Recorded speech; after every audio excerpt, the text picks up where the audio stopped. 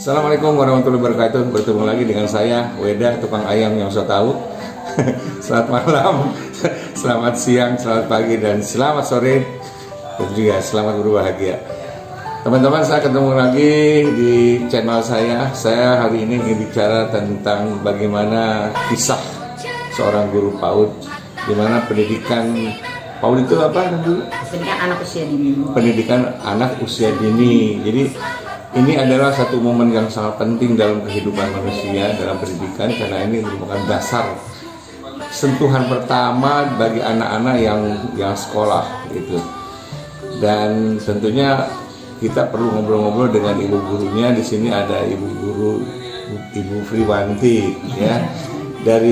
Silakan Bu, dari TK mana nih? Dari TK, dari PAUD mana nih? Iya, nama saya, kalau anak-anak biasa panggilnya Bunda Anti. Saya dari PAUD Kening, yang letaknya ada di Jalan Garuda Raya, RW 01, Kelurahan Cibodas Sari, Kecamatan Cibodas. Cibodas, Tangerang ya? Cibodas, Kota Tangerang. Kota Tangerang, Banten. Banten, pasti. Gimana nih suka duka jadi guru tuh, gimana tuh? Sukanya dulu deh. Sukanya itu karena udah panggilan jiwa ya, jadi ya suka aja gitu, biar kata hati lagi gundah gulana kalau udah masuk ke kelas ketemu anak-anak, ya kita ceria gitu loh, kita suka sekali gitu, karena ya kita bertemu dengan anak-anak yang begitu polos, begitu jujur gitu, apa adanya gitu, tidak ada kebohongan di diri mereka. Ya. Jadi mereka masih murni, murni sekali. Ya. Nah, yang saya ingin tahu juga, apa sih yang jadi dukanya nih? Apa dukanya nih? Dukanya itu, ya gimana ya? Kalau dibilang duka, bingung ya saya juga. Ya kalau kita berpikir ke materi ya mungkin ya. Kalau materi bikin duka enggak? Kalau bicara materi jadi duka gitu. Kalau bicara materi ya mungkin juga bisa duka ya, duka itu mah. Karena memang kan kita mengajar sini tidak menilai dari materinya, tapi kalau kita melihat ya, taruh deh kalau memang orang tua yang memang mencari nafkah untuk kehidupan dan untuk kelangsungan keluarganya, ya mungkin tidak akan bisa mencukupi. Ya, kalau di sini itulah dukanya kalau buat memang orang-orang yang mencari istilahnya makan lah gitu, mencari nafkah itu ya duka lah gitu, karena tidak akan bisa menutupi. Ya, berarti kedukaan ini masih ada di lingkungan guru-guru PAUD ya. Nanti kita ceritakan masalah itu. Sekarang ya masalahnya anak-anak di sini kan masih polos sekali ya. Ya, usia berapa tuh ya? Di sini usia kita dari 3 tahun sampai 6 tahun. Masya Allah. 3 tahun ngajar 3 tahun, berapa orang ya itu? Satu aja di rumah mungkin kita belum tentu bisa ngajar ya. Tapi sini ibu dan ibu-ibu yang muda-muda di PAUD ini luar biasa bisa mendidik anak-anaknya, tuh mengajar anak-anaknya itu dengan sabarnya gitu ya. Gimana, ada ngompol atau gimana? Kalau ngompol biasa sih tidak, cuma kalau kebelet gitu, kebelet ya kalau kita bilangnya. Karena kan kita di sekolah ini kita biasakan anak jangan pakai pempes gitu. Karena kalau pakai pempes anak tidak akan terbiasa untuk pergi ke toilet training gitu ya. Jadi kita suka anjurkan sama ibunya, tolong jangan pakaiin pempes. Cuma ibunya suka bilang takut bundanya nanti repot, takut anaknya pipis. Kata saya tidak. Justru itu di sini kita akan ajarkan mereka sejak dini. Jadi kita lihat jamnya. Kalau waktunya jamnya dia ke kamar mandi untuk buang air kecil, kita akan antar gitu. Itulah nanya, kita biasakan. Kan sikap dari kebiasaan itu mereka akan terbiasa seperti itu. Mereka kan usia begitu nggak bisa jauh dari orang tuanya. Kok bisa gitu orang tuanya ninggalin ya gitu, nggak nangis, nggak apa, gimana tuh? Ya, alhamdulillah sampai saat ini memang kita dari hari pertama pun anak-anak tidak ditunggu sama mamanya di rumah. Ya dengan kita pendekatan aja gitu loh. Jadi kita tidak pernah ngambil jarak sama anak. Kita seperti apa mamahnya memanjakan dan ini ke dianya, ya seperti itu. Jadi anak datang kita udah sambut. Jadi anak baru sampai di depan pintu pun kita langsung kalau kita bilangnya sih so akrab lah gitu. Iya. Hai gitu. So akrab lah gitu. Dan sebelumnya memang kita sudah tahu kebiasaan ini ngapain. Jadi kan kita udah tahu gitu kesukaan dia apa. Kita sudah pegang dulu kuncinya. Jadi, oh di rumah punya ini ya, tadi habis makan ini ya seperti. Jadi kan seolah anak, loh kok bu guru di sekolah juga tahu ternyata gitu. Jadi kan dia ngerasa tidak pernah lepas dari mamahnya, jadinya wah kita ganti bu guru juga kayak mama ternyata. Seperti Gini, itu. kalau saya ini penting nggak pendidikan PAUD itu? Penting sekali justru. Pentingnya di mana tuh? Pentingnya itu karena kan dari segi moral ya, moral anak itu kan dari sejak dini, dari kecil ini gitu loh. Ya sikap sopannya, terus juga cara perilakunya dan bicaranya itu kan ya dari sejak kecil inilah. Karena kan anak kecil itu dia belum ngerti apa yang dia keluarkan, kata-kata dan bahasanya. Di sinilah kita harus mengatur. Jadi kadang-kadang anak kan suka ngomong yang nggak pantas, dia nggak tahu. Nah, di pendidikan inilah, di sejak dini lah kita bilang, nah itu tidak baik, kita bilang. Alangkah baiknya kalau ngomong seperti maaf, kalau kami di sekolah itu kalau anak-anak kan dari rumah suka bilang, ini punya gue, karena gitu. Saya suka ingatkan, hei anak sekolah gitu ya. Bukan gue. Itu mah yang di pasar kalau kata saya bilang.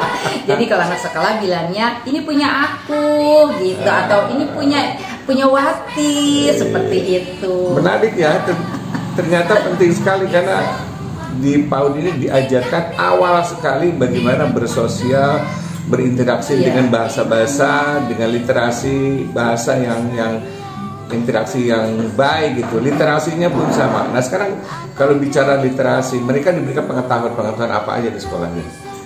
Banyak ya, kita kasih dari ya kognitifnya, terus juga sains-sainsnya. Jadi tidak monoton dari anak TK itu kan memang kita tidak boleh lah istilahnya mengajarkan baca tulis ataupun cari hitung ya. Tapi cari hitung baca tulis hitung itu udah enggak zamannya deh kalau anak TK diajarkan seperti itu ya. Tapi dalam artian bukan kita tidak ajarkan itu gitu loh. Nah, sekarang mungkin diperkenalkan ya. Nah, iya. Cara dan teknik kita memberikan kepada anak dan dia tidak sadar kalau dia itu sebenarnya belajar berhitung dan belajar menulis, belajar membaca. Dan di PAUD juga kita mengajarkan kayak sains gitu loh. Luar biasa ya. Itu. Penting sekali rupanya jadi anak-anak kita yang baru ini untuk ke PAUD ya, karena ternyata di sini bukan diajarkan bagaimana cara baca, nulis dan hitung, tetapi diarahkan. Jadi semacam apa ya? Kalau di dalam ini mungkin kalau bikin patung tuh dummy dulu gitu ya. Nah, dibayangin diarahkan. Ini kalau baca tuh gini. Nah, ini dasar-dasar dari situ. Oke, penting sekali rupanya. Nah, sekarang bicara tadi mengenai duka, saya tertarik ya. Guru-guru PAUD ini kan dibentuk dari PKK ya, atau gimana? Kita ada tidak semuanya juga kalau dari PAUD yang non formal ini ya, kalau kita bilangnya KB dan SPS itu tidak semuanya juga dari kader. Kalau orang bilang kader posyandu gitu, tidak juga.